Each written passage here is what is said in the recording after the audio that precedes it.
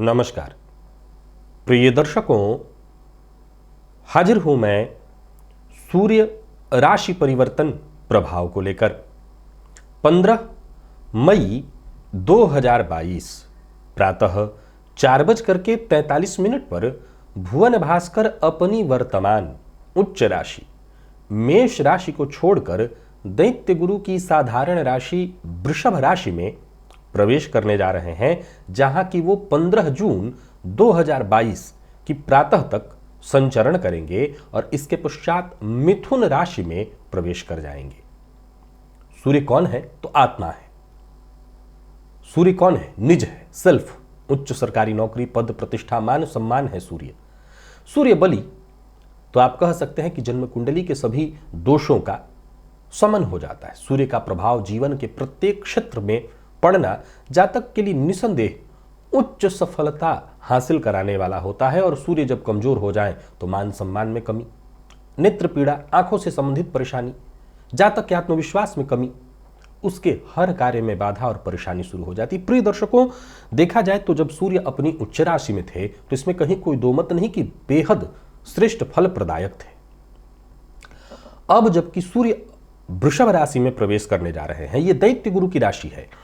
लेकिन गौर करने वाली बात क्या है कि इस राशि में भी जो 3 नक्षत्र आते हैं, कृत्तिका ये सूर्य का नक्षत्र है, रोहिणी चंद्रमा का और मृगशिरा मंगल का, यानी सूर्य अपने चंद्रमा और मंगल के ही नक्षत्र में रहेंगे। फलतः इस नक्षत्र में भी, इस राशि में भी सूर्य का प्रभाव बेहतर ही देखने को मिलेगा। एक और बात आपको बता दूं कि इस समय बुध एक लंबे समय के लिए वक्र होकर के अभी वृषभ में और फिर वृषभ में ही मार्गी होकर के यानी 2 जुलाई तक के लिए वृषभ राशि में संचरण कर रहे हैं।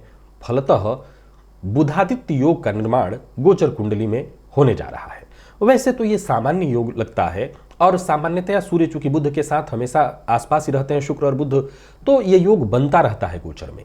लेकिन मैं सदैव आपको बता दूं कि यह सामान्य योग नहीं है। अगर विशेष भाव में बने, जैसे केंद्र में या पंचम, त्रिकोण में, नवम में, बहुत बढ़िया हो जाता है। लाभ में भी ये योग अति विशिष्ट कारक बन जाता है। फलतः देखा जाए तो ये सामान्य योग भी अत्यंत श्रेष्ठ, कई बहुत बड़े लोगों की जन्म कुंडली में एकमात्र इस बुधादित्य योग ने ही अपना सारा प्रभाव दिखाया और जातक को जीवन में बुलंदी तक पहुंचाया। मैं बता दूं कि यह राशिफल मैं आपको आपके चंद्र राशि के आधार पर बताने जा रहा हूं। आपकी जन्म कुंडली में चंद्रमा जिस राशि में बैठे हैं वही आपकी जन्म राशि या चंद्र राशि है, उसी के आधार पर आप इस राशिफल को देखिए। चलिए सबसे पहले चर्चा प्रारंभ करते हैं। बात करेंगे राशियों के क्रम में। पहली राशि मेष राशि के जातकों के लिए सूर्य का यह गोचर जो कि आपकी राशि से द्वितीय भाव में होने जा रहा है, कैसा प्रभाव लेकर के आ रहा है? देखा जाए तो अभी वर्तमान में सूर्य आपकी राशि पर है, उच्च राशि में है, अब आपकी राशि से द्वितीय में जाएंगे। और कैसे होंगे? तो बुधादित्य योग में होंगे। सूर्य आपके लिए कैसे होते हैं? तो पंचमपति बनते हैं। पंचमपति बनकर के इनका राशि से द्वितीय भाव में होना ये महाधनी योग का निर्माण करेगा। और सूर्य यहाँ चूंकि 3 नक्षत्र अपने चंद्रमा और मंगल के नक्षत्र में गोचर करेंगे, तो क्रमबद्ध तरीके से देखा जाए तो अपने नेत्र का, अपनी वाणी का, क्रोध पर नियंत्रण रखना होगा। कुल मिलाकर के देखा जाए तो बढ़िया है यह समय आपके लिए। सूर्य के द्वितीय भाव में गोचर के कारण व्यापार में वृद्धि, मान सम्मान में वृद्धि, सामाजिक दायरा आपका बढ़ेगा, कार्य क्षेत्र में, आपकी बौद्धिक क्षमता में, चंद्रमा के नक्षत्र में जब ये गोचर करेंगे तो बौद्धिक क्षमता में अद्भुत वृद्धि होने वाली है। यानी कुल मिलाकर के देखा जाए तो एक सकारात्मक पक्ष ही दिखाई पड़ रहा है। कमी भी है क्योंकि 2 नक्षत्र सूर्य और मंगल के होंगे, फलस्वरूप वाणी में थोड़ी उग्रता आएगी। सूर्य अपने ही नक्षत्र में होकर के कई बार उपहास उड़वाने का काम करते हैं, लोग व्यंग करने लगते हैं, अहंकार बहुत ज्यादा आ जाता है, कटाक्ष की भावना बढ़ जाती है, दूसरों का इंसान अनादर करने लगेगा। जब मंगल के नक्षत्र में होते हैं तो जरा नियंत्रण रखना होगा। करीबी जो आपके लोग हैं, जो पारिवारिक लोग हैं, उनसे किसी भी तरह का वैचारिक मतभेद उत्पन्न न हो, इस बात का ख्याल रखिए। सूर्य सरकारी चीजों के विशेष कारक हैं, तो सरकार से लाभ दिलाने वाले होंगे। कहीं पैसा डूबा हुआ था, फंसा हुआ था, या कोई सरकारी फंड था जो नहीं मिल पा रहा था, वो सब कुछ मिलेगा। धन संचित होगा। मैं बता दूं कि महाधनी योग के समान ये फल देने वाला है। फलस्वरूप धन संचित होगा। संतान पक्ष से प्रसन्नता विशेष रूप से आपको प्राप्त होने वाली है। विद्यार्थियों के लिए बहुत बढ़िया होगा यह गोचर। व्यापारी वर्ग के लिए अत्यंत श्रेष्ठ इस गोचर को मैं देख रहा हूं। खान पान पर नियंत्रण वाणी पर नियंत्रण और मसालेदार भोजन, मादक पदार्थ, इनसे दूरी बना करके रखिएगा। यह गोचर आपके लिए अत्यंत श्रेष्ठ प्रभाव लेकर के आ रहा है।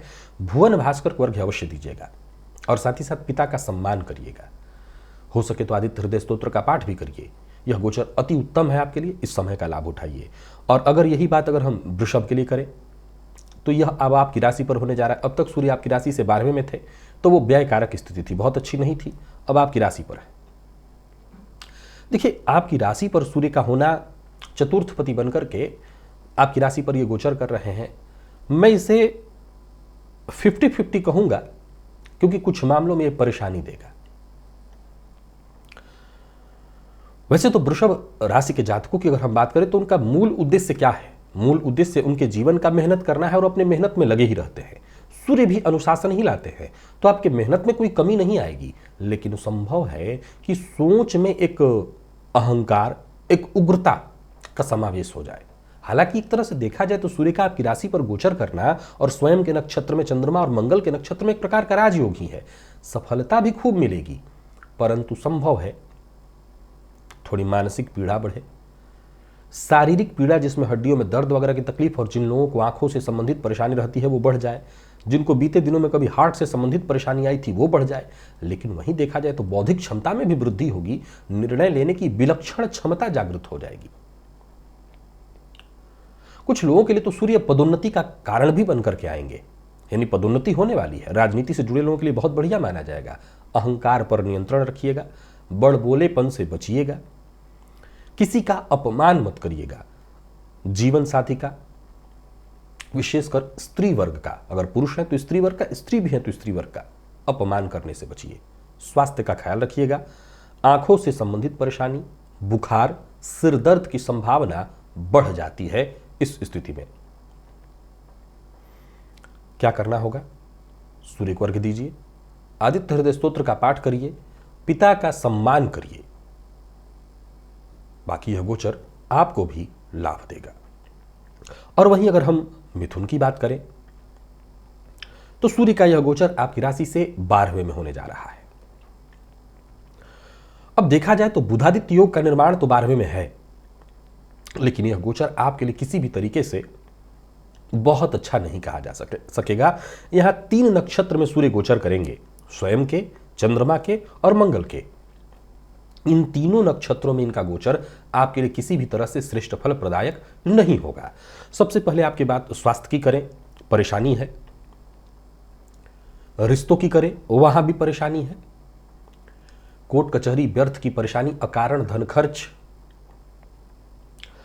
अगर कहीं और जन्म कुंडली में ग्रह स्थिति खराब हो, ऐसे गोचर कुंडली में अगर देखा जाए तो इस समय आपको शनि और गुरु से प्रभाव तो अच्छा ही मिल रहा है। राहु का भी अच्छा प्रभाव आपके लिए मैंने बताया था, जो कि बहुत ही श्रेष्ठ था। लेकिन सूर्य के इस ग्रह दशा के कारण आपको कहीं ना कहीं थोड़ी परेशानी होगी। बचाव पक्ष यही है कि धार्मिक कृत्यों से जुड़िए, धन का सदुपयोग करिए, अय्यासी से बचिए। अय्यास लोग, अय्यास मित्र जो है उनसे बचिए, नहीं आप मुसीबत में पड़ेंगे। कोर्ट कचहरी का चक्कर लग जाएगा, आर्थिक तंगी से जूझना पड़ेगा। बाकी देखा जाए तो आपके कार्य क्षेत्र में छोटी मोटी बाधाएं निरंतर उत्पन्न होंगी। सरकारी नौकरी कर रहे लोगों के लिए ट्रांसफर या किसी और तरह की परेशानी, उच्चाधिकारियों के कोप का भाजन, पैसों को लेकर के परेशानी, और हो सकता है किसी गलत लेन देन के चक्कर में आपको पकड़ा भी जा सकता है। अगर सरकारी नौकरी इत्यादि से जुड़े या कहीं भी जहां फंड से संबंधित कुछ ऐसा कुछ काम हो सकता है, तो आपको बहुत सतर्क और सावधान रहना है। समझ लीजिए ये समय आपकी छवि को खराब कराने वाला है, बहुत सचेत रहना है। विद्यार्थी वर्ग के लिए भी इस गोचर को मैं बहुत बढ़िया नहीं कहूंगा, और नौकरी कर रहे लोगों के लिए भी इस गोचर को मैं बहुत बढ़िया नहीं कहूंगा। ऊपर से चोट चपेट की घटना भी घटित होगी और स्वास्थ्य में भी परेशानी आएगी। बचाव एक ही है, भुवन भास्कर की आराधना करना, आदित्य हृदय स्तोत्र का पाठ करना, और रविवार के दिन गुड़ का दान करिएगा। लगभग 1.25 किलो गुड़ जाकर के दान कर दीजिएगा मंदिर में, लाभ इससे होगा। या यूं समझ लीजिए कि परेशानियों से आप बचेंगे। तो वहीं बात अगर हम कर्क की करें तो सूर्य की इस गोचर से बुधादित्य योग से भी आपको काफी फायदा मिलेगा, क्योंकि बुध और सूर्य दोनों के दोनों अति विशिष्ट कारक होते हैं लाभ भाव में। आपकी चंद्र कुंडली से ये लाभ भाव में ही गोचर करने जा रहे हैं और यहाँ पर तीनों नक्षत्र जो है इनका अपना ही है, एक चंद्रमा का है, एक मंगल का और एक सूर्य का। सो एकादश भाव में गोचर कर रहे ये सूर्य आपके लिए अत्यंत योग कारक स्थिति उत्पन्न करने जा रहे हैं। आशातीत सफलता, खूब प्रगति, चाहे वो आर्थिक हो, सामाजिक हो, धन से, धर्म से, हर तरह से प्रगति कराएंगे। मित्रों का, भाई बहन का, हर किसी का सहयोग प्राप्त होगा। संतान पक्ष से उन्नति, शिक्षा के क्षेत्र में जबरदस्त सफलता, प्रतियोगी परीक्षा में भाग ले रहे विद्यार्थियों के लिए बहुत बढ़िया। नई नौकरी के लिए यदि आप आवेदन कर रहे हैं तो वहां भी समझ लीजिए सफलता आपके सूझबूझ से सफलता, समाज में मान सम्मान में वृद्धि, यानी कद और पद सब बढ़ने वाला है। तो वहीं अचानक धन लाभ, शेयर मार्केट, क्योंकि बुध साथ है तो शेयर मार्केट से भी अच्छा लाभ दिखाई पड़ रहा है।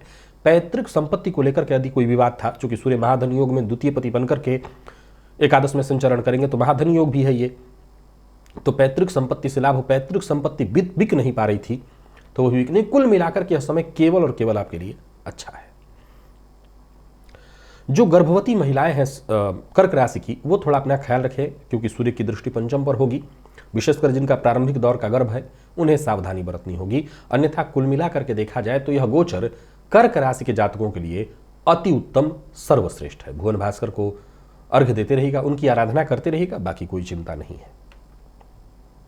सिंह के लिए यह गोचर दशम में होने जा रहा है और यह गोचर आपके लिए अत्यंत श्रेष्ठ है। देखा जाए तो कहीं ना कहीं गुरु आपकी राशि से अष्टम में संचरण कर रहे थे, जो थोड़ा सा कष्टदायी तो था, लेकिन सूर्य के इस राशि परिवर्तन से जहां बुधादित्य योग का लाभ आपको मिलेगा, एक उच्च कोटि का राजयोग बनने जा रहा है। सूर्य यहां पर दिग्बली होकर के आपको प्रभाव देंगे। ये बुधादित्य योग अत्यंत श्रेष्ठ है। सामाजिक रूप से, राजनैतिक रूप से, आर्थिक, हर तरह से ये अप्रत्याशित लाभ की स्थिति उत्पन्न कराएगा। ये तीनों ही नक्षत्र हैं, आप सूर्य के लिए कारक स्थिति उत्पन्न करेंगे। खूब मान सम्मान बढ़ने वाला है। जो लोग सरकारी नौकरी से जुड़े हुए हैं उनके लिए पदोन्नति, जो लोग सरकारी नौकरी के लिए प्रयत्नशील हैं उनके लिए बहुत बढ़िया। प्राइवेट सेक्टर से जुड़े लोगों के लिए भी यह समय बहुत बढ़िया होगा। अब जन्म कुंडली में कोई बहुत बुरी स्थिति ही आपकी चल रही हो तो यह समय खराब हो सकता है, अन्यथा हर तरह से बढ़िया है। पारिवारिक सुख में अभी देखें तो माता के स्वास्थ्य में थोड़ी परेशानी, जैसे माता के जोड़ों में दर्द इत्यादि की शिकायत हो सकती है। माता के अस्वस्थ होने की संभावना है, लेकिन बाकी अगर कहीं देखें तो कहीं कोई दिक्कत नहीं दिखाई पड़ रही। यह गोचर केवल और केवल आपके लिए लाभप्रद स्थिति लेकर के आ रहा है। आवश्यकता से अधिक धन लाभ होने वाला है। अचल संपत्ति का भी लाभ है। तो नौकरी पेशा, व्यापारी वर्ग, हर किसी के लिए इस गोचर से केवल और केवल सफलता, उन्नति ही मैं देख रहा हूं। क्या करना है? खूब पिता का सम्मान करिए, मद्यपान मांसाहार से दूरी बनाइए, सूर्य को अर्घ्य प्रदान करिए, आदित्य हृदय स्तोत्र का पाठ करिए। यह गोचर आपके लिए उच्च कोटि का राजयोग बनकर के आ रहा है। और वहीं नवम में सूर्य की स्थिति को देखें तो यह थोड़ी कमी है, ये थोड़ी परेशानी है। लेकिन चूंकि वृषभ राशि में सूर्य है और नक्षत्र यहां पर कौन कौन, तो सूर्य, चंद्रमा, मंगल, तो भाग्य के मामले में सहयोग तो मिलेगा, थोड़ा रुक करके थोड़ी परेशानी होगी। चूंकि आपके राशिपति बुध बनते हैं जो सूर्य के साथ ही हैं, बुधादित्य योग नवम में बनेगा, तो बुधादित्य योग नवम में होने के कारण सहयोग मिलेगा, लेकिन रुक करके। क्यों? क्योंकि सूर्य 12वें के स्वामी होकर के आपकी राशि से तब नवम में संचरण करेंगे, तो थोड़ी परेशानी। लेकिन चूंकि राशिपति के साथ है आपके, बुधादित्य योग का प्रभाव मिल रहा है, सो व्यक्ति जो बहुमुखी प्रतिभा का धनी हो, यानी आपके अंदर टैलेंट है, क्षमता है, तो समझ लीजिए यह गोचर आपको पूजवा करके ही रहेगा, यानी समाज में पूजनीय बनेंगे। घर परिवार में मान प्रतिष्ठा बढ़ने वाली है। कुछ करने की ललक है आपके अंदर, तत्परता है, तो फिर आगे बढ़िए। यह गोचर बहुत बढ़िया है। सम्मान करिएगा पिता का। संभावना इस बात की बहुत ज्यादा है कि पिता का अपमान करें, पिता से मतभेद हो। वहीं इस बात की संभावना भी है कि आपके द्वारा कुछ अनैतिक कार्य भी किए जाएं।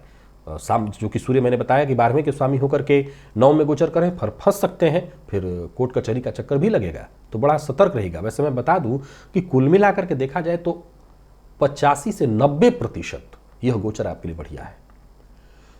आपका इस गोचर काल के दौरान कोई दूसरा गुरु नहीं होगा, आप स्वयं अपने गुरु बन जाइए। अपने कार्य की आलोचना भी खुद ही करिए, समालोचना भी खुद ही करिए।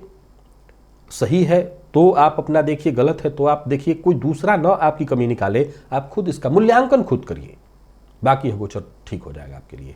भुवन भास्कर को अर्घ्य प्रदान करिएगा, आदित्य हृदय स्तोत्र का पाठ, पिता का सम्मान, सूर्योदय के बाद तक मत सोइएगा, इससे आपको जरूर फायदा होगा।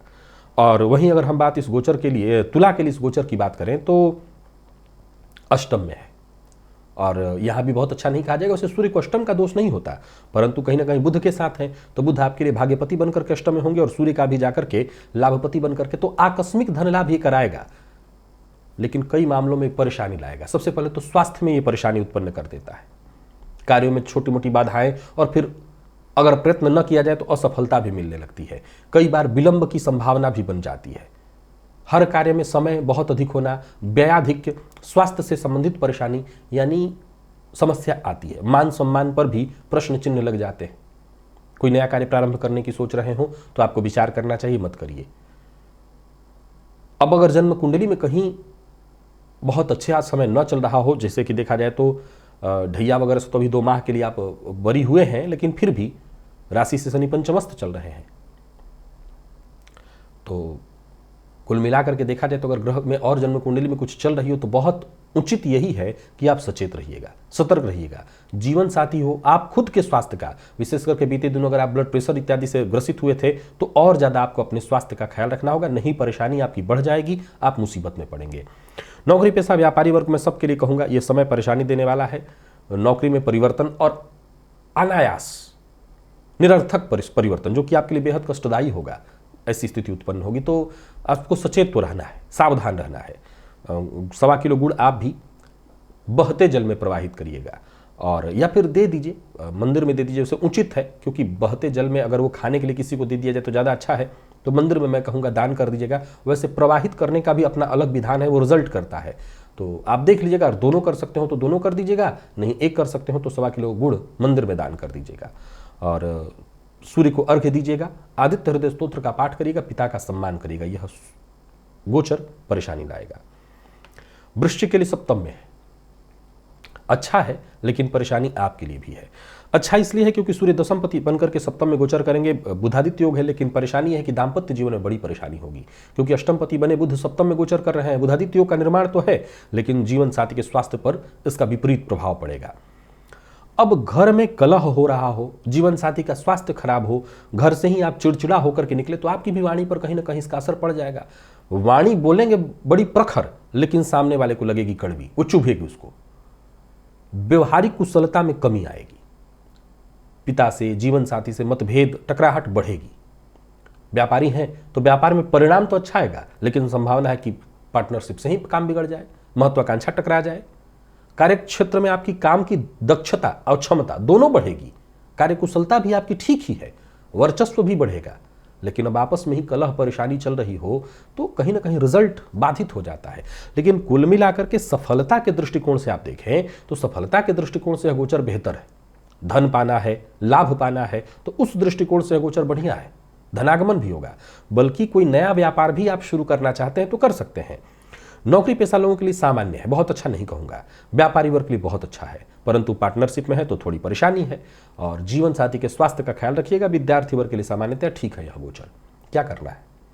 सूर्य को अर्घ्य प्रदान करना है, आदित्य हृदय स्तोत्र का पाठ करना है, पिता का सम्मान करना है, बाकी यह गोचर ठीक होगा।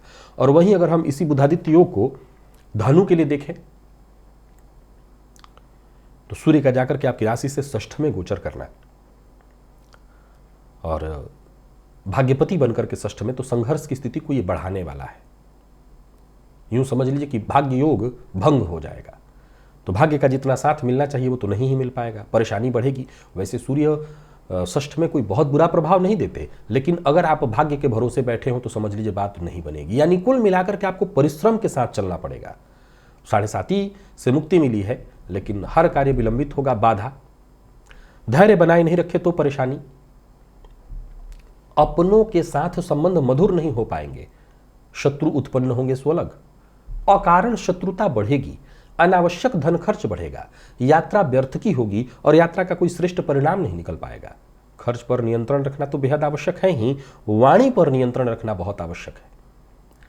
देखिए, धनु राशि के जातकों के लिए मैं बता दूं कि सूर्य भाग्यपति बनकर के षष्ठ में गोचर करेंगे, सप्तमपति और कर्मपति बने बुध भी षष्ठ में यहीं पर है, बुधादित्य योग है। तो वो विद्यार्थी जो प्रतियोगी परीक्षा दे रहे हैं, प्रतियोगी परीक्षा यानी ये परीक्षा तुरंत रिजल्ट निकलवा दे वो उनकी नहीं, जिनकी इंटरव्यू इत्यादि बाकी हो उनकी, यानी कि ये फर्स्ट फेज है, प्री है, मेंस वालों की मैं बात या इंटरव्यू वालों की बात नहीं कर रहा हूं, प्री वालों की बात कर रहा हूं, उनके लिए ठीक होगी, उनकी सफलता है। या वो विद्यार्थी जो किसी प्रतियोगी परीक्षा में एंट्रेंस एग्जाम वगैरह में बैठे, उनके लिए ठीक होगी, उनको सफलता मिल जाएगी। परंतु बाकी के विद्यार्थियों के लिए मैं बहुत उचित नहीं कहूंगा। तो धनु राशि के जातक भी जरा सचेत रहें, सतर्क रहें, सूर्य को अर्घ्य दें, आदित्य हृदय स्तोत्र का पाठ करें और हो सके तो विशेषकर रविवार के दिन सूर्य की आराधना करें, तो आपके लिए कहीं ना कहीं इस गोचर से कुछ निकल करके, अच्छा निकल करके अवश्य आ सकता है। मकर के लिए पंचम में है यह गोचर, और यहां पर अगर देखें तो सूर्य पंचम में लाभप्रद माने गए हैं, क्योंकि कालपुरुष की कुंडली में इनकी राशि यहां पर बनती है। और देखा जाए तो पंचम में इनका होना ठीक ही है ज्ञान वृद्धि के लिए, क्योंकि अष्टमपति बनकर के पंचम में जाएंगे, लेकिन मिला जुला ही परिणाम कहलाएगा, क्योंकि अष्टमपति भी बने हुए हैं। फलस्वरूप कहीं ना कहीं थोड़ी परेशानी होगी। बुध के साथ होने से कुछ अच्छा है, सो मैं मिला जुला परिणाम कहूंगा आपके लिए। संतान पक्ष के लिए अच्छा नहीं माना जाता। गर्भवती महिलाओं के लिए अत्यंत कष्टदायी समय बन जाता है। थोड़ी सी लापरवाही से गर्भ नुकसान की प्रबल संभावना बन जाती है। हमेशा सतर्कता और सावधानी की आवश्यकता होती है। ऊपर से यहाँ पर 3 नक्षत्र जो है, इसमें मंगल का एक विशेष नक्षत्र जब वहाँ पर गोचर करेंगे आखिरी समय में अपने, तो गर्भपात की प्रबल संभावना बना देंगे। हालांकि कार्य थोड़ा विलंब से ही सही होगा अवश्य। आर्थिक मामलों में भी मैं समझता हूं कि सूर्य आपको संघर्षमय स्थिति से बाहर निकालेंगे। क्रोध पर नियंत्रण रखना होगा, वाद विवाद से बचना होगा। संतान पक्ष से थोड़ी चिंता बढ़ेगी। प्रेमियों के बीच आपसी मतभेद, कलह बढ़ जाएगा, एक दूसरे पर विश्वास नहीं रहेगा। नया प्यार का इजहार इत्यादि जो करने वाले सोच रहे हैं वो मुसीबत में पड़ जाएंगे। आपकी कोई बात सार्वजनिक हो जाएगी जिससे बदनामी हो।